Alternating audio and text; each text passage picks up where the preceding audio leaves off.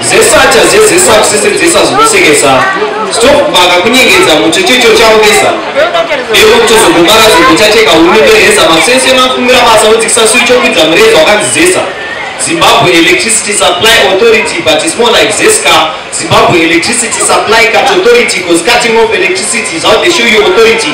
It's as if their board of directors is called the Load Shedding Committee.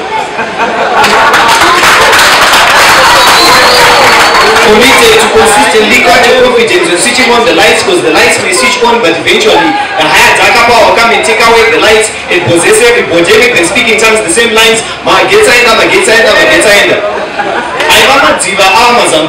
That which used to be a Coca-Cola bottle is now a tank for a candle.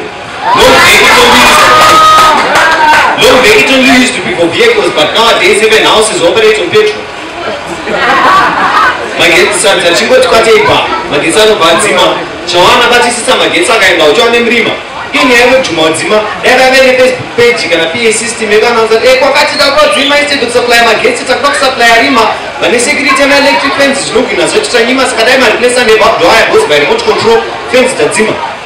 If you use an air conditioner to condition your air, the only condition left is to work with the conditions that are there. Ukasabhadhara magetsi ako tinomadzima, asi chero ukabhadhara kudzima hatiregedzi.